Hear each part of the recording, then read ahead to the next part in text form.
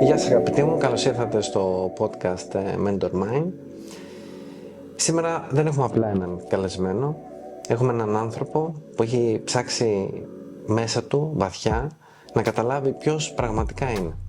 Καλώς ήρθες Χάρη Γεωργιάδη στο podcast. Καλώς σας βρήκα Μάρκο.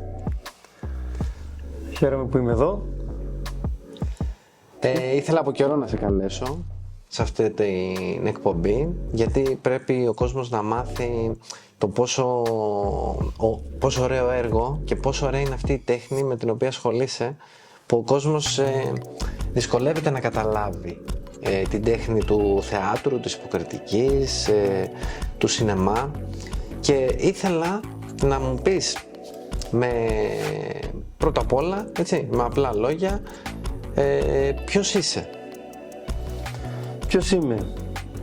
Αν με ρώταγε κάποιος στον δρόμο, ας πούμε, για να συστηθώ, αντί να λέω όλη τη λεζάντα με τις ιδιότητες μου, θα έλεγα απλά ένας καλλιτέχνης. Ο οποίος αγαπάει αυτό που κάνει και γι' αυτό το κάνει παρόλες τις αντιδεξιότητες, τις δυσκολίες που υπάρχουν. Συνεχίζει να το κάνει με αγάπη, φροντίδα και επιμονή. Οπότε καταλαβαίνω και σε γνωρίζω βέβαια και προσωπικά, έχεις αρκετά ταλέντα τα οποία είναι γύρω από την τέχνη, την εκφραστικότητα και την δημιουργικότητα. Πώς ξεκίνησε όλο αυτό για σένα? Ξεκίνησε αργά σχετικά, δηλαδή δεν το είχα από μικρός μεράκι να γίνω ηθοποιός ή σκηνοθέτης ή οτιδήποτε άλλο έχω κάνει. Μέσα από τις αντικσότητες που είχα στη ζωή μου, τις επαγγελματικές, κάποια στιγμή γνώρισα κάποια άτομα, μπήκα σε έναν χώρο, στον χώρο της διαφήμισης, και από εκεί μέσα τα άτομα που γνώρισα μου δείξαν αυτόν τον δρόμο, με κατευθύνανε προς τα εκεί και είπα να το δοκιμάσω. Είδα ότι ήταν αρκετά ενδιαφέρον, είδα ότι έχει πολλές γνωριμίες, διαφορετικά μέρη, δεν υπήρχε η ρουτίνα και η καθημερινότητα που έχει ένας δημόσιος υπάλληλος ή ένας υπάλληλος γενικότερα που κάνει μια συγκεκριμένη εργασία. Οπότε σ' άρεσε προφανώς να αλλάζει το περιβάλλον και να μεταμορφώνεται προς το καλύτερο, έτσι, δηλαδή να εξελίσσεται. Ναι. Ο στόχος είναι να εξελισσόμαστε, αλλά βέβαια τα περιβάλλοντα δεν εξελίσσονται πάντα. Ανάλογα το project που έχεις, είναι ανάλογο και το περιβάλλον. Οπότε σε εγωίτευε να είσαι κάπου όπου μπορείς να εφαρμόζεις δημιουργικότητα. Τι σε οδήγησε λοιπόν να ασχοληθείς με αυτό που κάνεις σήμερα? Όπως ανέφερα, ότι βλέποντας αυτή τη δυνατότητα που υπήρχε σε αυτό το χώρο, με γέμιζε ουσιαστικά και με έλκυε παράλληλα. Και έτσι αποφάσισα να μπω σε μια δραματική σχολή και να ακολουθήσω αυτόν τον χώρο, όπου μέσα από τη δραματική σχολή αντιλήφθηκα τι είναι αυτός ο χώρος. Όπως ανέφερες και πριν, ο κόσμος δεν γνωρίζει. Βλέπει, ας πούμε, στο γυαλί τον ηθοποιό ή πάνω στη σκηνή έναν ηθοποιό να παίζει. Δεν μπορεί να αντιληφθεί το βάθος της εκπαίδευσης που έχει, ούτε το βάθος των προσπαθειών του, ούτε τις θυσίες που έχει κάνει, ούτε όλη την προεργασία που έχει κάνει για να φτάσει εκεί που είναι εκείνη τη στιγμή. Οπότε μέσα από τη σχολή αντιλήφθηκα τι εστί θέατρο και πολύ σύντομα αντιλήφθηκα ότι με εγωιτεύει και η πλευρά του ηθοποιού αλλά και η πλευρά του σκηνοθέτη. Και μπροστά και πίσω από την κάμερα. Ναι. Και όχι μόνο μπρος πίσω από την κάμερα, αλλά μπρος ή πάνω κάτω από τη σκηνή. Θέλω εδώ να μου πεις αν υπήρχε κάποιο κομβικό σημείο στην ζωή σου. Και επίσης ήθελα να μάθω ποιο ήταν το πρώτο επάγγελμα που ονειρευόσουνα και το οποίο άλλαξε, ή ονειρευόσουνα από μικρός να κάνεις κάτι δημιουργικό? Η αλήθεια είναι ότι δεν ονειρευόμουν τι επάγγελμα θα κάνω. Δεν το είχα σκεφτεί με αυτό το mindset ότι όταν θα μεγαλώσω θα γίνω αυτό. Ναι. Αν μπορούμε να πούμε στα παιδικά μου χρόνια ονειρεύτηκα κάτι να κάνω, είναι αυτό, θα ήταν μπασκετμπολίστας. Ήθελα πολύ από μικρό να παίρνω μπάσκετ και θα ήθελα πολύ να παίξω επαγγελματικά μπάσκετ. Στην πορεία όμως και λόγω ύψους δεν με έπαιρνε να μπω στα επαγγελματικά χωράφια, παρόλο που έπαιζα μπάσκετ χρόνια σε ομάδες. Και αθλητισμό, Ναι, έκανα αρκετό αθλητισμό, διάφορα αθλήματα. Μετά, μέσα από το σχολείο, γνώρισα το επάγγελμα του ηλεκτρολόγου, μιας και ο πατέρας μου ήταν ηλεκτρολόγος εγκαταστάσεων. Έτσι και εγώ αποφάσισα να σπουδάσω ηλεκτρολόγος εγκαταστάσεων και βγαίνοντας ξεκίνησα να δουλεύω σαν ηλεκτρολόγος. Έφυγα για φαντάρος νωρίς, όπου και εκεί δούλευα σαν ηλεκτρολόγος επιλαρχίας, και όταν επέστρεψα. Πότε τελείωσε από φαντάρος? Μετά τα ίμια ήταν, που απολύθηκα το 1995. Οκ, και εκεί λοιπόν, δηλαδή στο στρατό έκατσες και είδες λίγο καλύτερα τη ζωή σου? Καμία σχέση, όχι. Δικαιώνοντας στο στρατό, υπολόγιζα ότι θα δουλεύω σαν ηλεκτρολόγος. Παρ' όλα αυτά, είχε μια συνεργασία ο πατέρας μου με έναν άνθρωπο και φτιάξανε μια εταιρεία κατασκευής ξύλινων κατοικιών, Ναι. όπου συνδυαζόταν λίγο και το ηλεκτρολογική μέσα εκεί. Δηλαδή, θα χτίζαμε θα στείναμε το σπίτι, θα κάναμε και την ηλεκτρολογική εγκατάσταση, και έτσι δούλεψα εκεί για ένα διάστημα. Ακόμα δεν είχα καμία επαφή με το θέατρο, καμία σχέση. Και μέσα από τις αντικσότητες αυτής της δουλειάς, γιατί δεν πήγαιναν καλά οι δουλειές, άρχισα να μπαίνω στον χώρο της διαφήμισης.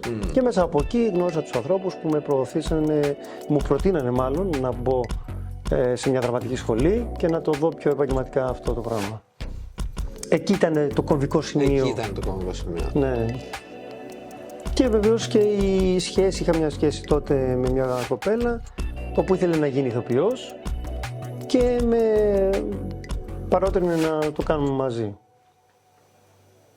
Ωραία. Ποια είναι η δύναμή σου σήμερα λοιπόν? Αυτό σου έδωσε κάποια δύναμη, οι γνώσεις, οι τεχνικές γνώσεις, το θάρρος που έδειξες για να αλλάξεις τόσο πολύ σε τέτοιο βαθμό τη ζωή σου? Κοίταξε, σε αυτή την ηλικία, στα 20 χρόνια ας πούμε, που ήμουν τότε, τα πράγματα είναι λίγο πιο απλά θα έλεγα. Δηλαδή πρέπει να πάρεις κάποιες αποφάσεις και έχεις τον χρόνο μπροστά σου, όλον τον χρόνο, να δοκιμάσεις διάφορες κατευθύνσεις.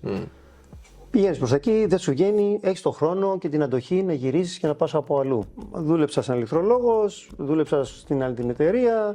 Μέσα από το χώρο της διαφήμισης στην υποκριτική είδα ότι με γεμίζει περισσότερο αυτό και αποφάσισα να το ακολουθήσω. Μέσα λοιπόν από την εκπαίδευση που είχα μέσα στη σχολή ξεκίνησε και η αλλαγή μου ως άνθρωπος, η εξέλιξή μου σαν άνθρωπο. Πολλά πράγματα τα οποία μέχρι εκείνη τη στιγμή ήταν λίγο πιο κοντόφθαλμα για μένα, ήταν λίγο πιο με παροπίδες, λίγο πιο εγωκεντρικά ίσως κτλ. Μέσα από τη σχολή άρχισα να βλέπω τα πράγματα πιο με άλλο μάτι, να αντιλαμβάνομαι την ομαδικότητα περισσότερο, παρόλο που είχα κάνει αθλητισμό και την είχα την ομαδικότητα μέσα μου και την έλλειψη της ατομικότητας, παρόλο που έκανα και ατομικά αθλήματα όπως ποδηλασία, στίβο κλπ. Δεν έλειπε ο εγωκεντρισμός, αλλά με την έννοια του ότι ανταγωνίζομαι τους υπόλοιπους για να φανώ. Αυτό άρχισε να φθήνει από τότε που μπήκα στη δραματική σχολή, διότι εκεί μέσα πλέον αντιλαμβάνεσαι ότι σε ένα σύνολο δεν έχει σημασία να φανείς εσύ, σημασία έχει να αναδειχθεί η ομάδα και το αποτέλεσμα. Πες μου τώρα, τι είναι για σένα αντοχή, ψυχική ή σωματική? Εντάξει, είναι δύο διαφορετικά πράγματα, η αντοχή η ψυχική με την σωματική. Η σωματική έχει να κάνει καθαρά με το σώμα και με την εξάσκηση που κάνεις για να μπορέσεις να έχεις σθένος, να μην έχεις ασθενείς δηλαδή, και να μπορείς να ξεκινάς και να έχεις όρεξη για ό,τι είναι να κάνεις. Από εκεί πέρα η ψυχική δύναμη έχει να κάνει και με τους στόχους που βάζεις, με το πόσο εύκολα εγκαταλείπεις ή όχι το στόχο σου, με τις επιλογές που κάνεις, με τους ανθρώπους που συναναστρέφεσαι και το πώς αντιμετωπίζεις τον κάθε άνθρωπο, γιατί πάρα πολλοί άνθρωποι θα σου φέρθουν άσχημα, θα σου μιλήσουν άσχημα. Εκεί έχει να κάνει με τον εγωκεντρισμό και την ευθυξία, πόσο την έχεις καταπολεμήσει ώστε να μην έρχεσαι σε ρήξεις συνεχώς. Το πρώτο έτος της δραματικής σχολής, το δεύτερο εξάμηνο που ξεκίνησα να δουλεύω και στο θέατρο, ξεκίνησα ως ηθοποιός αλλά και ως βοηθός σκηνοθέτη ταυτόχρονα. Αυτό σου δίνει περισσότερες ευθύνες, Και έτσι αρχίζεις να μπαίνεις σε ένα mindset λιγότερο εγωκεντρικό, διότι έπρεπε να φροντίζεις για την ομάδα, για το σύνολο και όχι για την ατομικότητά σου. Και έτσι εκεί αρχίζεις και χτίζεις και την ψυχική σου δύναμη. Οπότε μπήκες από νωρίς σε αυτό το κομμάτι που λέμε στην προσφορά. Κατάλαβες ότι με εγωισμό, προβάλλοντας το εγώ σου, ας πούμε, δεν θα καταφέρεις πολλά πράγματα, γιατί και άλλοι πρέπει να αφήσουμε το εγώ μας στην άκρη, όπως έλεγες και στα μαθήματα και το θυμάμαι πάρα πολύ, και να δούμε το εμείς, το σύνολο. Ακριβώς. Και ο καθένας μας έχει, για να μπορέσει να ξεκλειδώσει αυτή την πνευματική, ας πούμε, ικανότητα και τη δημιουργικότητά του, θα πρέπει να αφήσει το εγώ στην άκρη. Γιατί είναι το νούμερο ένα ανασταλτικός παράγοντας ο εγωκεντρισμός, διότι σου δημιουργεί τις ανασφάλειες, σου δημιουργεί την αυτολογοκρισία, την ανασταλτικότητα, την ντροπή, ανασταλτικότητα στο να δοκιμάζεις πράγματα και να δοκιμάζεις και τον εαυτό σου και τα όρια σου. Καλό είναι λοιπόν να μην έχουμε αυτή την αρνητική πηγή όλων των κακών συναισθημάτων, των αρνητικών συναισθημάτων, για να μπορούμε να εξελιχθούμε και να ανελιχθούμε. Γιατί ουσιαστικά η εξέλιξη έχει να κάνει με διάφορα πράγματα. Με τον άνθρωπο περισσότερο είναι η ανέλυξη και όχι η εξέλιξη. Πιστεύεις ότι ο άνθρωπος μπορεί να εξελίσσεται συνεχώς? Ναι. Δεν σταματάει αυτό. Αν θέλεις να το πάμε και λίγο πιο μεταφυσικά, ας πούμε, συνεχώς εξελισσόμαστε για να ανελιχθούμε σε άλλα πνευματικά επίπεδα. Και αυτό δεν τελειώνει. Είναι κάτι το οποίο συμβαίνει συνεχώς και όποιος το αφήνει αντιμετωπίζει αργά ή γρήγορα κάποιες αρνητικές καταστάσεις κυρίως. Και κρίσεις. Κρίσεις και πώς το λένε, φτάνεις σε ένα σημείο που δεν ξέρεις τι να κάνεις, γιατί δεν ξέρεις ποιος είναι ο στόχος σου, ποιος είναι ο λόγος ύπαρξής σου, δεν έχεις στόχους, δεν έχεις ελπίδα και φτάνεις στην κατάθλιψη, φτάνεις σε πολύ άσχημα μονοπάτια. Τι ρόλο παίζει η καθημερινή πειθαρχία σε όλο αυτό? Μεγάλο ρόλο, γιατί αν δεν έχεις πειθαρχία, αν δεν πειθαρχείς στον εαυτό σου και στα συναισθήματά σου, δεν θα προχωρήσεις. Βασικό είναι η πειθαρχία για να μπορέσεις να καταπολεμήσεις το εγωκεντρισμό σου. Να μπορείς να οδεύσεις προς το στόχο σου, χρειάζεσαι την πειθαρχία, γιατί δεν μπορεί να είσαι ό,τι να είναι. Δηλαδή, άμα έχεις αποφασίσει να ακολουθήσεις ένα μονοπάτι, δεν μπορείς σήμερα να πεις ας πάω από εδώ σήμερα έτσι για βόλτα, και εκεί μπορεί να πεις καμιά παγίδα, μπορεί να πεις οπουδήποτε, να χάσεις τον δρόμο. Να χάσεις τον δρόμο σου ή να καθυστερήσεις. Ακριβώς, οπότε πρέπει να μείνεις focus στον στόχο σου, να πειθαρχείς, να μην αφήνεις τον εαυτό σου εάν θέλει να κάνει κάποιο διάλειμμα, γιατί πολλοί κόσμος κουράζεται. Μπορείς να κάνεις ένα διάλειμμα, μείνε στάσιμος εκεί για να κάνεις το διάλειμμά σου ή ξόκυλε λίγο, αλλά παράλληλα με το στόχο σου, μην πηγαίνεις τελείως σε αντίθετη κατεύθυνση. Ωραίο μυστικό αυτό. Τι κάνεις πρακτικά κάθε μέρα για να εξελίσσεσαι? Κάνω αυτό που αγαπάω καταρχάς. Δεν ζορίζομαι να κάνω κάτι που δεν θέλω. Ναι. Αποφεύγω να κάνω το οτιδήποτε δεν με κάνει να νιώθω καλά. Μια καθημερινή εξάσκηση και άσκηση γενικότερα σωματική είναι καλό για να μας κρατάει σε εγρήγορση. Και βεβαίως η μόνιμη προσπάθεια που θα πρέπει να κάνουμε όλοι μας με τον εαυτό μας, στο να μπορούμε να αντιμετωπίζουμε καταστάσεις με ψυχραιμία και με διπλωματία, ώστε να μπορέσουμε να φέρουμε την κατάσταση στα μέτρα μας και να την μεταλλάξουμε προς όφελό μας και όχι εναντίον μας. Σκύλ που χρειάζεται να έχει ένας σκηνοθέτης. Γιατί όταν έχεις να συντονίσεις μια ομάδα ατόμων και όλα τα παράπλευρα που υπάρχουν για μια παραγωγή, είτε θεατρική είτε κινηματογραφική, πρέπει να έχεις αυτό το skill στο full για να μπορέσεις να τα φέρεις όλα εκεί που πρέπει, στο χρονοδιάγραμμα που πρέπει και με ομαλές συνθήκες, ώστε να μην υπάρχουν εντάσεις, να μην υπάρχουν παρεξηγήσεις και όλα αυτά. Πες μου τώρα, μιας και είπες σκηνοθεσία, η σκηνοθεσία είναι ουσιαστικά η γλώσσα της εικόνας, έτσι. Προσπαθείς δηλαδή να κάνεις κάτι, να εικονοποιήσεις ουσιαστικά. Πόσο σημαντική είναι η εικόνα σήμερα? Δυστυχώς ή ευτυχώς είναι σημαντική, αλλά θα πρέπει να σκεφτόμαστε και λίγο έξω από την εικόνα, να τη πάμε την εικόνα. Δηλαδή μπορεί να βλέπουμε μια εικόνα και να μας αρέσει αυτό που βλέπουμε, αλλά πρέπει λίγο να ερευνήσουμε τι θέλει να μας πει αυτή η εικόνα. Να δούμε πίσω από την εικόνα. Λίγο πιο βαθιά, κατανόηση και ανάλυση. Ναι. Γιατί αλλιώς μένει στην επιφάνεια και δεν έχει νόημα, απλά σε διασκεδάζει η εικόνα. Ενώ ο στόχος των τεχνών είναι να σε ψυχαγωγεί. Άγιε την ψυχή που λέμε, ανάταση ψυχής. Οπότε η εικόνα που μένουμε σήμερα στο κινητό ή στην τηλεόραση κτλ. Είναι μια παραπλάνηση. Και εκεί έχει πατήσει και πολύ το κατεστημένο, ας το πούμε έτσι, το οποίο με την εικόνα κατευθύνει τις μάζες. Οπότε πρέπει να ερευνούμε λίγο την εικόνα. Η τριγκάρει την ντοπαμίνη, το σύνδρομο του ανήσυχου νου που βλέπουμε πάρα πολύ να είναι θυσμένοι και να μην μπορούν να ηρεμήσουν από αυτό το πράγμα. Ναι, αρχίζουν οι πνευματικές διαταραχές. Πνευματικές διαταραχές. Πώς συνδυάζει την τέχνη με την προσωπική εξέλιξη? Αυτά τα δύο είναι αλληλένδετα, γιατί η τέχνη καταρχάς σε εξυψώνει, σε ανεβάζει πνευματικά και σε βοηθάει στη ζωή σου γενικότερα και ειδικότερα στην τέχνη. Πολλοί κόσμος, όπως και εγώ, όταν μπήκα στη δραματική σχολή, ήμουνα τελείως αλλού.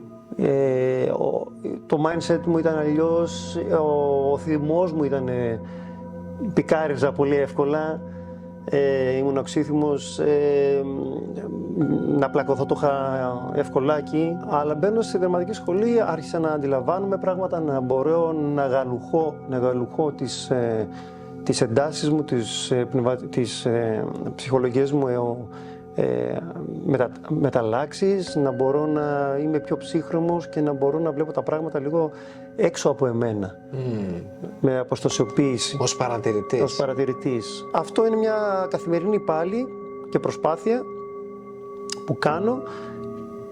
Κάποιες φορές δεν το πετυχαίνω, όταν δεν μπορώ να είμαι focus. Επειδή έχεις βιώσει και άλλες εποχές, πιο παλιές, που δεν υπήρχε τόσο η τεχνολογία. Δεν υπήρχε καν το κινητό. Δεν υπήρχε καν το κινητό, οπότε η γλώσσα της εικόνας ήταν πολύ περιορισμένη. Θέλω να μου πεις, τα social media τώρα που έχουν αλλάξει, σε βοηθάνε ή σε αποσυντονίζουν? Με την ορθή χρήση σε βοηθάνε.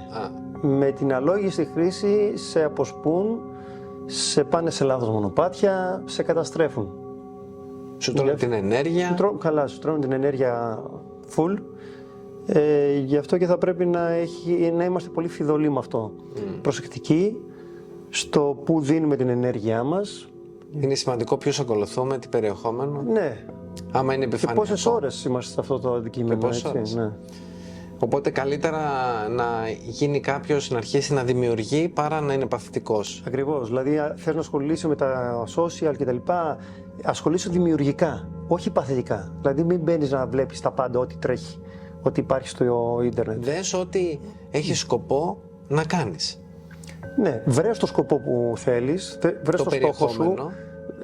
Άμα βρεις το στόχο σου, μετά θα βρεις τι περιεχόμενο σε ενδιαφέρει για να πετύχεις το στόχο σου και μετά ασχολήσου με αυτό δημιουργικά.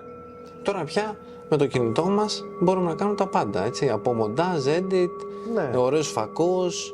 Δηλαδή δεν χρειάζεται κάποια επένδυση, κάποιο κεφάλαιο. Κοίταξε, εξαρτάται και τι κινητό. Δηλαδή, άμα μιλάμε για ένα iPhone, θέλεις μια επένδυση γερή για να ξεκινήσεις. Ας πούμε, τη σημερινή κοινωνία, όταν ο μισθός είναι 800 εκεί τριγύρω με 700 για μηνιάτικο, ο άλλος δεν μπορεί να δώσει ένα μηνιάτικο να πάρει ένα κινητό. Ναι, αλλά όμως μπορεί κάποιος να γίνει δημιουργός περιεχομένου και ένα σωρό εφαρμογές αυτή τη στιγμή έχουν ξεκινήσει και πληρώνουν κιόλας, δίνουν. Ναι, μπορεί να βγάζει, να συμπληρώνει το εισόδημά του. Ναι, εγώ δεν τα πολύ ασχολούμαι με αυτά. Είμαι πιο κλασικός και όπως ο καθένας τη βρίσκει, τέλος πάντων. Ναι, πάντα ό,τι τον γεμίζει τον καθένα. Εγώ κάνω αυτό που με γεμίζει και δεν ασχολούμαι με αυτό που κάποιοι άλλοι μπορεί να τους γεμίζει, γιατί τους βγάζει χρήματα ή γιατί όχι, δεν ξέρω. Κοίτα, για σένα προφανώς που είσαι πιο κλασικός στη χρήση των πιο παραδοσιακός στη χρήση των social media,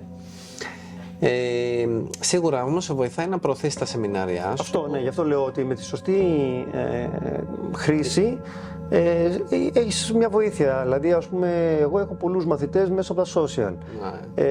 Θεατές στις παραστάσεις που παίζω ή που ανεβάζω μέσα από τα social και αυτούς.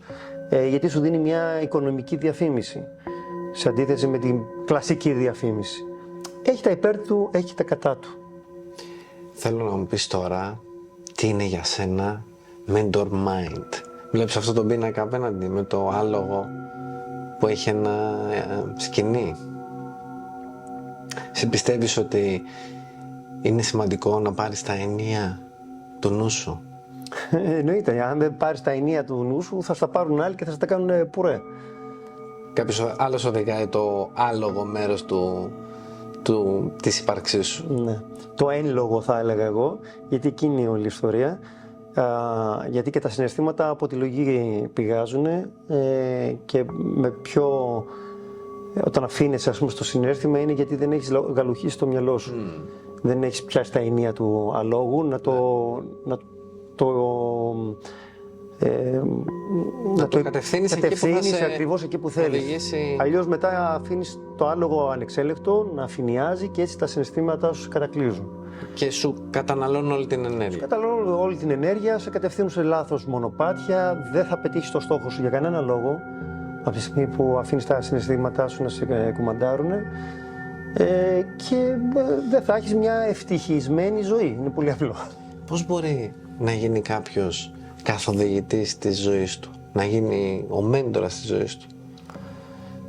Από τη στιγμή που έχεις γαλουχίσει το μυαλό σου, τη σκέψη σου και μετά καθοδηγείς την ύπαρξή σου στα σημεία που στοχεύεις, στους ανθρώπους που σε αγαπούν ή τους αγαπάς, σε καταστάσεις που σε κάνουν να νιώθεις άνετα και σε οτιδήποτε σε γεμίζει προσωπικά και σε κάνει να νιώθεις πλήρης. Ποια είναι τα βασικά χαρακτηριστικά ενός ανθρώπου με καθαρό mindset? Νομίζω τα έχουμε πει αυτά μέσα από τα λεγόμενα. Το κάνουμε πιο ξεκάθαρο. Είναι ότι ένας άνθρωπος ο οποίος είναι αυτός που ξέρει τι θέλει, έχει αποθέσει, έχει κάποιες απόψεις και όχι έτσι για να έχει άποψη. Είναι συγκεκριμένος σε αυτό που κάνει, είναι μεθοδικός και ξέρει να προγραμματίζει τις δουλειές του. Και από εκεί πέρα, αν μπορεί να διαχωρίσει την προσωπική του ζωή με την επαγγελματική του ζωή, και για μένα το καλύτερο είναι να μπορεί να τα συνδυάσει αυτά τα δύο. Γιατί αν ένας άνθρωπος, ας πούμε, π.χ. εγώ αν είμαι ένας ανήσυχος καλλιτέχνης που σκέφτομαι συνέχεια δημιουργικά, δεν μπορώ να πάψω να το σκέφτομαι αυτό επειδή σήμερα βγήκα μαζί σου για καφέ και θα μιλήσουμε περί ανέμων και υδάτων. Δεν μου λέει τίποτα εμένα αυτό. Έχω να πάω να πιω καφέ έτσι χωρίς λόγο, ας πούμε, χρόνια από τότε που μπήκα στη σχολή. Δεν έχω λόγο να κάνω παύση στη ζωή μου, στην εξέλιξή μου και στη δημιουργική μου σκέψη για να κάνω να πιω έναν καφέ. Αυτό θα μπορούσε να το κάνει κάποιος γιατί θα πει κουράστηκα πια. Άμα κάνεις κάτι που αγαπάς, θεωρώ ότι δεν κουράζεις. Εμένα δεν με κουράζει αυτό. Με κουράζει να έχω ανθρώπους τοξικούς δίπλα μου, να έχω ανθρώπους οι οποίοι με παραπλανούν ή με κολακεύουν άσκοπα γιατί αποσκοπούν κάπου σε μένα ή γιατί ο καθένας έχει δικούς του δρόμους και θέλουν να σε τραβήξουν μαζί τους. Αυτά μου καταναλώνουν την ενέργειά μου και με κουράζουν, γι' αυτό και θέλω να απομείνω μόνος μου.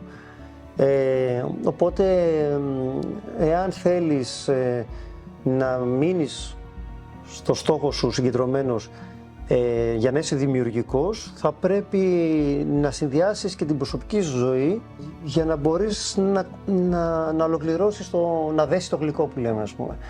Γιατί δεν μπορείς να έχεις μόνο μια επαγγελματική πορεία και να μην έχεις προσωπική ζωή, ούτε να έχεις μόνο προσωπική ζωή και να μην έχεις επαγγελματικό δρόμο.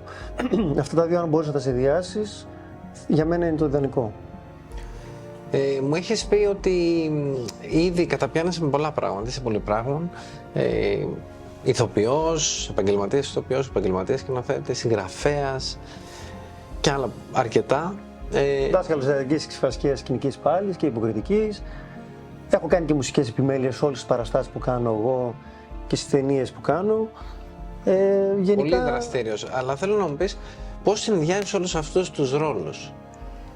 Ακριβώς επειδή αγαπάω το αντικείμενο αυτό που λέγεται τέχνη, είτε είναι αυτή θέατρο, είτε είναι κινηματογράφος, είτε είναι μουσική, γιατί έχω μπει λίγο και εκεί. Πες μου τώρα, έχεις δηλώσει σκηνοθέτης, ηθοποιός, συγγραφέας, δάσκαλος υποκριτικής, σκηνική μάχη, τι άλλο? Θεατρική ξυφασκία. Θεατρική ξυφασκία, το βιβλιαράκι. Ναι, πολύ ενδιαφέρον. Έχεις γράψει και βιβλίο. Πάρα πολύ ωραίο. Πώς συνδυάζεις όλους αυτούς τους ρόλους, ρε Χάρη? Κοίταξε, όλοι αυτοί οι ρόλοι συνδυάζονται γιατί είναι ένα παρακλάδι ο καθένας ενός κεντρικού κορμού. Ο κορμός είναι η ανάγκη και η αγάπη μου για την έκφραση και τη δημιουργία. Οπότε όλα αυτά τα παρακλάδια έχουν ένα κοινό παρανομαστή. Τα συνδυάζω όπου είναι απαραίτητο να συνδυαστεί, να χρησιμοποιηθεί το κάθε ένα από αυτά. Κάνω το σεμινάριο ξυφασκίας, ας πούμε τώρα αυτό, το Σάββατο. Τις Κυριακές έχω τα μαθήματα του θεάτρου. Στη δραματική σχολή που διδάσκω καθημερινές. Το θέατρο που παίζω άλλες ώρες, άλλες μέρες. Τις ταινίες που κάνουμε, τις κάνω τα διαστήματα που έχω κενά. Όλα μπορούν να συνδυαστούν αρκεί να σ' αρέσουν αυτά που κάνεις και να μπορείς να τα κάνεις καλά. Ο πυρήνας πίσω από όλα αυτά είναι το να μεταδώσεις την αγάπη σου για την τέχνη.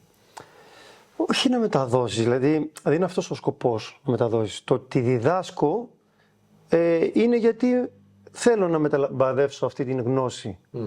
Και υπάρχουν άνθρωποι που θέλουν να μάθουν. Από τη στιγμή που υπάρχει η ζήτηση και έχεις τη δυνατότητα να προσφέρεις, θα τη δώσεις την προσφορά σου. Θα το κάνεις αυτό. Αρκεί να το έχεις κιόλας, έτσι, να μπορείς να μεταλαμπεύσεις κάτι, να είσαι μεταδοτικός. Να το κατέχεις σε μεγάλο βαθμό. Και... σε μεγάλο ή μικρό δεν έχει σημασία. Σημασία έχει να μπορείς να μεταδώσεις στον άλλο κάτι. Δηλαδή, άμα δεν έχεις καθόλου μεταδοτικότητα, δεν σε κάνει καλό δάσκαλο, που σημαίνει ότι δεν μεταδίδεις τίποτα, έτσι. Γι' αυτό και η ανάγκη, ας πούμε, για να βγάλω αυτό το βιβλίο, αυτό γεννήθηκε από ανάγκη στο να μπορούμε να συνεννοηθούμε στη σκηνή ή στο stage, στο set, οι συνάδελφοι μεταξύ μας, όταν δεν υπάρχει ένας άνθρωπος να μας κατευθύνει. Δηλαδή, ήξερα εγώ θεατρική ξυφασκία από την Α σχολή. Ερχόταν ένας άλλος λοιπόν που ήξερε ξυφασκία από μια άλλη σχολή, όπου ο δάσκαλός του ήταν αθλητής ξυφομάχος και όχι θεατρικός ξυφομάχος. Ναι. Που σημαίνει ότι μάθαινε κάτι τελείως διαφορετικό από αυτό που είχα μάθει εγώ. Ναι. Οπότε όταν βρισκόμασταν εμείς οι δύο σε μια θεατρική σκηνή, δεν ξέραμε τα ίδια πράγματα, δεν μπορούσαμε να συνεννοηθούμε. Ναι. Και δεν είχαμε έναν άνθρωπο να μας διδάξει ή να μας πει τι να κάνουμε. Οπότε πρέπει να βρούμε μια κοινή συνιστόσα για να μπορέσουμε να συνυπάρξουμε πάνω στη σκηνή. Με αυτό το σκεπτικό λοιπόν έφτιαξα αυτό το βιβλίο, ώστε οι μαθητές μου τουλάχιστον από εδώ και στο εξής να βγαίνουν, είτε είναι από την Α σχολή που διδάσκω, είτε από τη Β σχολή που διδάσκω, είτε από τα σεμινάρια που κάνω, να βγαίνουν και να ξέρουν, να έχουν ένα κοινό κώδικα επικοινωνίας. Με τον ίδιο τρόπο διδάσκω και την υποκριτική. Έχω ένα κοινό κώδικα επικοινωνίας, ένα συγκεκριμένο κώδικα επικοινωνίας που βάζω τους μαθητές στη διαδικασία να τον αντιληφθούν, να τον μάθουν. Το σύστημα του Στανισλάβσκι, βασισμένο όμως με την τεχνική υποκριτικής του Βολανάκη, όπου έχει να κάνει με τον τρόπο που μαθαίνουμε την υποκριτική. Τι σε εκφράζει περισσότερο τελικά από όλα αυτά? Ξαναλέω ότι δεν υπάρχει κάτι που να με εκφράζει περισσότερο. Όλα με εκφράζουν εξίσου, ανάλογα με τις περιπτώσεις τι χρειάζεται. Αν σήμερα χρειάζεται να κάνω το σκηνοθέτη, θα κάνω το σκηνοθέτη. Αν αύριο χρειάζεται να είμαι ηθοποιός, θα είμαι ο ηθοποιός. Αν είναι σήμερα. Και γι' αυτό κιόλας υπάρχω 26 χρόνια στο χώρο, γιατί κάθε χρόνο μπορεί να εργαστώ είτε σαν την α ειδικότητα είτε σαν την β ειδικότητα που έχω. Ποια είναι η βασική φιλοσοφία της ζωής σου? Εάν κάνεις κάτι που αγαπάς, από τη στιγμή που έχεις βρει τι είναι αυτό που στοχεύεις να κάνεις στη ζωή σου, και αυτό που στοχεύεις σημαίνει ότι το αγαπάς κιόλας, από τη στιγμή λοιπόν που κάνεις καθημερινά αυτό που αγαπάς ή προσπαθείς για αυτό που αγαπάς και το εντάξεις στην καθημερινότητά σου, θα είσαι ένας ευτυχής άνθρωπος. Πώς ορίζεις λοιπόν την επιτυχία? Η επιτυχία είναι κάτι το οποίο έρχεται μόνο αν είσαι ευτυχισμένος, θεωρώ. Και δεν είναι και απαραίτητο να έρθει κιόλας, γιατί δεν σε ενδιαφέρει, δεν είναι αυτός ο στόχος σου. Ο στόχος σου είναι να είσαι ευτυχισμένος. Αν είσαι ευτυχισμένος, θα έρθει ή δεν θα έρθει η επιτυχία, αλλά δεν θα σε απασχολεί. Λένε ότι πρακτικά για να είμαστε ευτυχισμένοι άνθρωποι θέλουμε μια σωματική υγεία και ψυχική υγεία, ένα σύντροφο και μια δουλειά που μας αποφέρει κάποια χρήματα. Διαφωνώ. Διαφωνώ, γιατί δεν έχει να κάνει με όλα αυτά. Εάν είσαι ευτυχισμένος άνθρωπος, σημαίνει ότι έχεις όλα αυτά που σου είναι απαραίτητα για να ζήσεις ευτυχισμένος. Το τι θα είναι αυτά, ο καθένας πρέπει να τα βρει μόνος του. Δεν είναι μια συγκεκριμένη συνταγή που θα σου πει για να είσαι ευτυχισμένος πρέπει να έχει μια δουλειά που θα σου αποφέρει 1.000 ευρώ το μήνα. Και αν αυτή η δουλειά δεν με κάνει ευτυχισμένο, αν αυτή η δουλειά είναι κάτι το οποίο δεν μ' αρέσει να κάνω, δεν αγαπάω να κάνω, μάνι μου μειώνει την ευτυχία. Μπορεί να με ικανοποιεί γιατί έχω ένα ποσό στα χέρια μου το μήνα, αλλά μου μειώνει την ευχαρίστηση και την ευτυχία, διότι δεν είναι αυτό που αγαπάω να κάνω, σαν εργασία. Ναι. Οπότε, αν θες να το βάλουμε έτσι, πώς κάποιος μπορεί να έχει μια ευτυχία, είναι αυτό που ανέφερα προηγουμένως, ότι να κάνεις αυτό που αγαπάς, εργασία σου, να το εντάξεις στην καθημερινότητά σου, να βάλεις μέσα στην καθημερινότητά σου σωματική άσκηση για να έχεις και την φυσική υγεία, τη σωματική υγεία, και αυτό θα σου κρατήσει και την ψυχική υγεία. Που ουσιαστικά ψυχική υγεία είναι εγκεφαλική υγεία, έτσι, να έχεις σώστα φρένας. Ναι. Έτσι. Οπότε από εκεί και πέρα, αν τα έχεις όλα αυτά, είσαι ευτυχισμένος άνθρωπος. Είτε έχεις σύντροφο, είτε δεν έχεις σύντροφο. Αν έχεις σύντροφο, περιπλέκονται τα πράγματα, γιατί πρέπει να κάνετε τέτοιο matching ώστε να μην ενοχλεί την ευτυχία σου. Γιατί ο κάθε άνθρωπος έχει τα δικά του θέλω. Και ανάλογα λοιπόν πόσο εγωκεντρικό στοιχείο έχει μέσα του ο καθένας, τόσο επηρεάζει την καθημερινότητά του αλλά και των υπολείπων. Αν λοιπόν εμένα ο σύντροφός μου θέλει να κάνουμε πράγματα που τον ευχαριστεί εκείνον και εμένα δεν με ευχαριστούνε, σημαίνει ότι δεν είμαι ευτυχής. Αν εμένα η ευχαρίστησή μου είναι να ευχαριστώ τον άλλον, τότε είμαι ευτυχής. Οπότε εμπλέκονται τα πράγματα, γιατί έχουμε δύο διαφορετικά θέλω, τα οποία για να συνυπάρξουν πρέπει να είναι πολύ κοντά το ένα με το άλλο το θέλω. Εάν δηλαδή εγώ θέλω στη ζωή μου καθημερινά να δημιουργώ ταινίες, φερειπίν, και η σύντροφός μου καθημερινά θέλει να είναι, τι να σου πω, να κάνει διακοπές, αν αυτά τα δύο μπορούν να συνδυαστούν, τότε ναι, θα πετύχουμε μια ευτυχισμένη συμβίωση, ας πούμε. Αν δεν μπορούν να συντονιστούν αυτά τα δύο, δεν θα γίνει. Θέλω να μου πεις τώρα, τι θα έλεγες σε κάποιον που νιώθει χαμένος, έχει χαλάσει η πηξίδα του? Να σταματήσει εκεί που είναι, να απομονωθεί για όσο διάστημα χρειάζεται, και να κάτσει να σκεφτεί, να κάνει μια ειδοσκόπηση, να δει καταρχάς, να αντιληφθεί ποιος είναι, να αντιληφθεί τις ικανότητες του, τις δυνατότητες του, να αξιολογήσει τον εαυτό του. Να αξιολογήσει τον εαυτό του, το γνώθις αυτόν που λέγανε οι αρχαίοι, να δει τι θέλει να κάνει στη ζωή του, τι τον ευχαριστεί να κάνει στη ζωή του, και αν τα βρει όλα αυτά να κινήσει προς τα εκεί, να δει που είναι αυτός ο στόχος και να βάλει πλώρη για εκεί και να βρει ανθρώπους που θα τον βοηθήσουν για αυτό το πράγμα ή να παλέψει μόνος του, αναλόγως τώρα την ιδιοσυγκρασία του καθενός. Ποιο είναι ένα όμως από όλα αυτά που κάνει τη διαφορά? Από ποια όλα αυτά? Ότι από αυτά που χρειάζεται να κάνει για να βρει το δρόμο του κάποιος, από αυτά που να Το ξεκινήσει. γνώρισεις αυτόν. Άμα δεν γνώσεις ξέρεις ποιος αυτόν, είσαι και τι κάνεις, δεν πρόκειται να βρεις τον δρόμο σου. Διότι δεν ξέρεις που. Είναι το βασικότερο. Το βασικότερο από όλα. Πες μου πραγματικά, Χάρη μου, τι θέλεις να μείνει στον κόσμο από αυτή τη συζήτηση? Τι θέλει να μείνει? Ο κόσμος καταρχάς πρέπει να ακούσει τη συζήτηση προσεκτικά για να βγάλει τα δικά του συμπεράσματα και να δει τι από αυτά τον αφορούν. Οπότε, ό,τι από αυτά που άκουσε σήμερα θα τον αφορούν, θα τα κρατήσει και σύμφωνα με αυτά θα πορευτεί. Θα πορευτεί για το δικό του μέλλον. Κάτι από αυτά που είπα εγώ μπορεί να ταυτίζεται μαζί μου, κάτι όμως όχι. Ναι. Κάτι να τον αποθεί. Αυτό λοιπόν που πρέπει να κάνει ο κάθε ακροατής, τηλεθεατής, είναι να φουγκραστεί τι είναι αυτά που έχει εκείνος ανάγκη για την προσωπική του ανέλυξη και πορεία. Για πες μου τώρα, πού μπορεί να σε βρει ο κόσμος? Αυτή τη στιγμή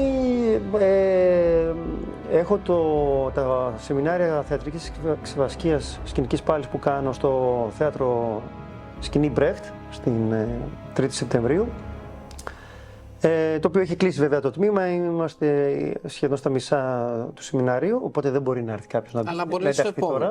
Στο επόμενο, ναι.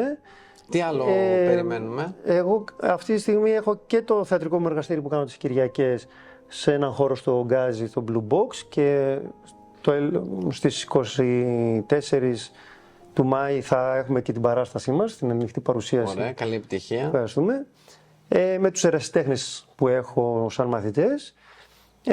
Από παραστάσεις, ολοκλήρωσα φέτος 3 παραστάσεις που έπαιζα, βραδινές και 3 παιδικές.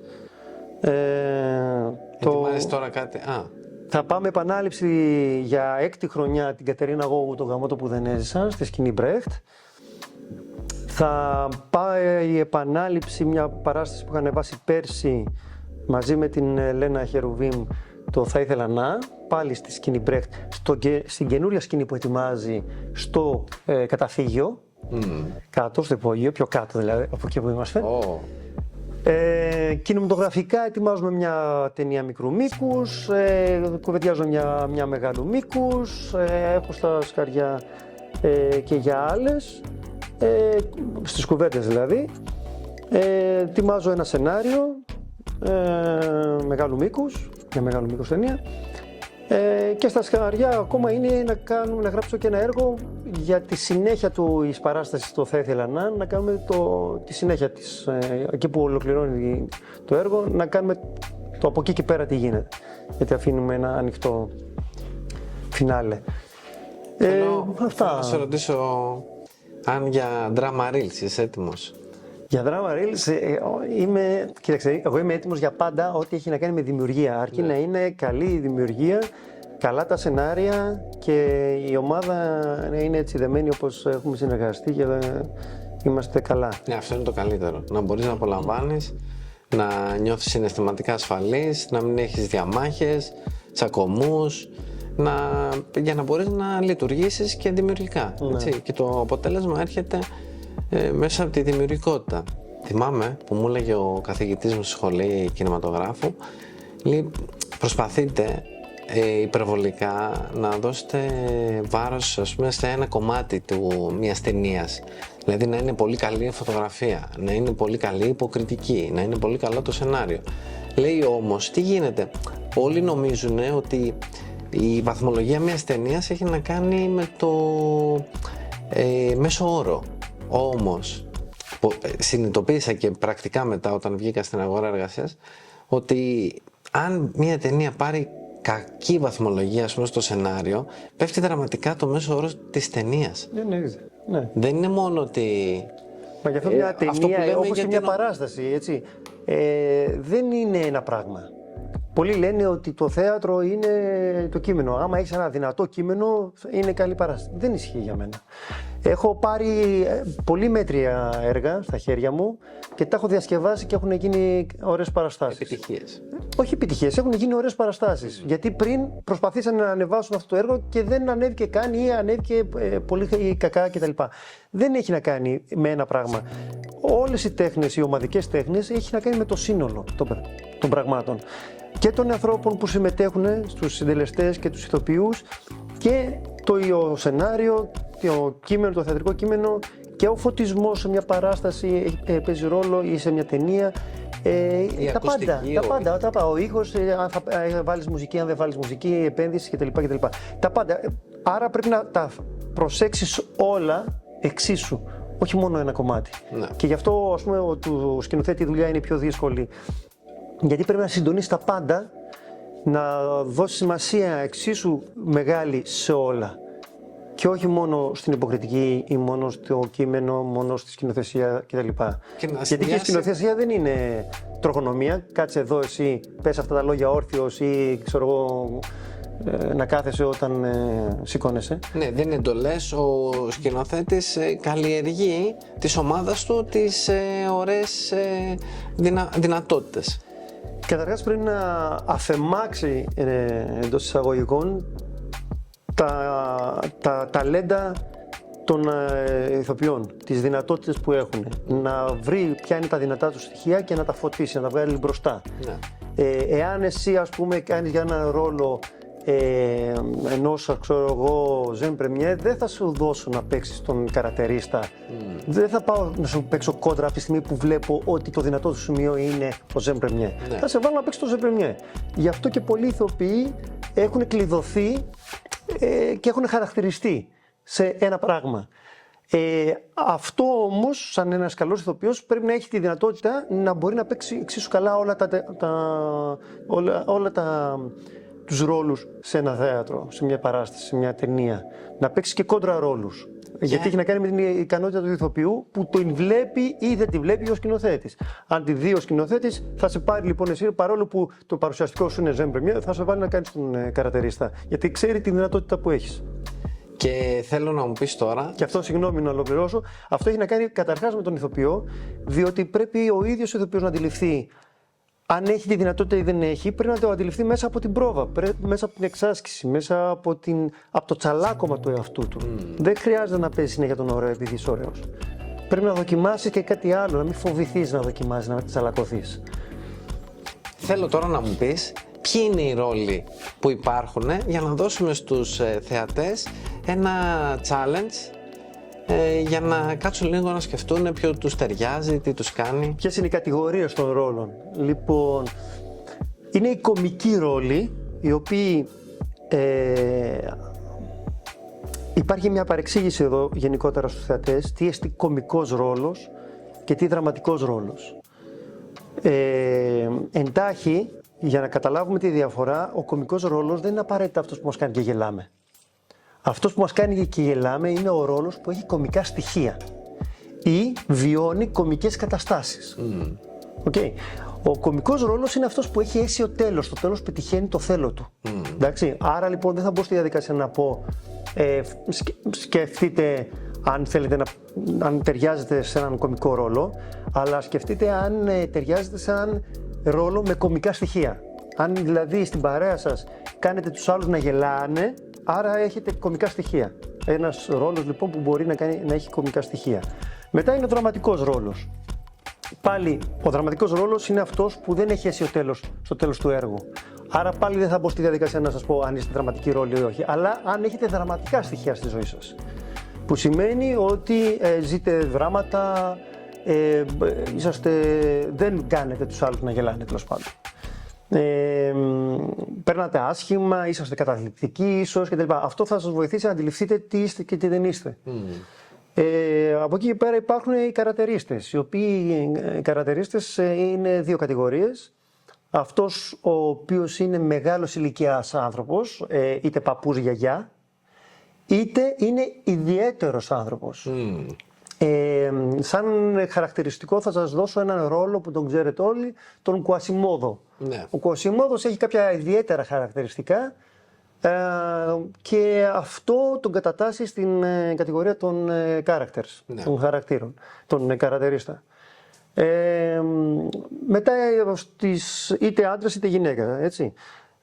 Μετά μπαίνουμε στα πιο ειδικά, είναι ο Ζεν Πρεμιέ που είναι ο νεαρός όμορφος, ο οποίος είναι ο Γόης.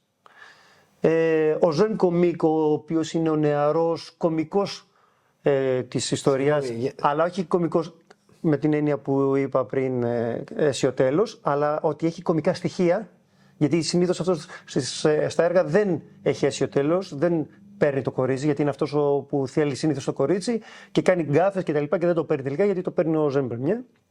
Να σε ρωτήσω κάτι πάρα πολύ σημαντικό. Εγώ κάνω για Ζεν Πρεμιέρ. Κάνεις, ναι. Κάνω. Ναι. Αλλά έχεις και το Ζεν Κομίκ στοιχεία έχω και το Ζεν Κομίκ. Ναι. Όταν δεν κάνεις μπαλαφάρες είσαι Ζεν Πρεμιέ. Όταν κάνεις μπαλαφάρες είσαι Ζεν Κομίκ.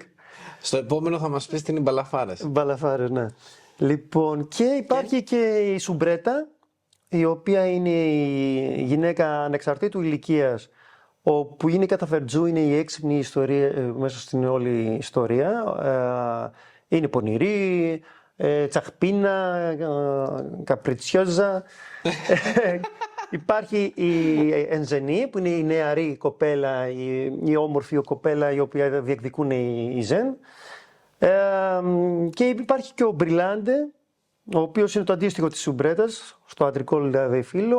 Ο Μπριλάντε είναι και αυτός ανεξαρτήτου ηλικίας, ένας άντρας ο οποίος δεν μένει στην ηλικία του, δηλαδή μπορεί να είναι ένας 60άρης, αλλά να είναι πολύ γόης, να είναι πολύ έτσι τσακπίνης, να το παίζει ωραίος, να έχει πέραση στις γυναίκες, να είναι γοητευτικός, ή μπορεί να είναι ένας μικρότερης ηλικίας, ο οποίος είναι καταφερτσής, έξυπνος, καπριτσιόζος. Παίζουν πραγματικά. Δεν είναι κρίμα από μια παράσταση να λείπει ένας χαρακτήρας? Δεν θα το έλεγα ότι είναι κρίμα, γιατί κάθε παράσταση, το κάθε έργο γράφεται με ένα στόχο. Είναι λίγο οξύμορο και δύσκολο να είναι όλοι οι ρόλοι παρόντες σε ένα έργο. Λίγα είναι αυτά τα έργα και συνήθως είναι το γαλλικό ρεπερτόριο, εξού και από εκεί έχουν βγει και οι όροι που ανέφερα προηγουμένως. Και βασικός, ας πούμε, πατέρας αυτών είναι ο Μολιέρος. Στο Μολιέρου τα έργα υπάρχουν όλοι αυτοί οι ρόλοι μέσα. Γιατί είναι έτσι δομημένοι και με αυτό το σκεπτικό έγραφε ο Μολιέρος. Σε άλλα έργα στο παγκόσμιο ρεπερτόριο δεν είναι όλοι οι ρόλοι μέσα. Δηλαδή σπάνια θα βρεις καρατερίστες, σπάνια θα βρεις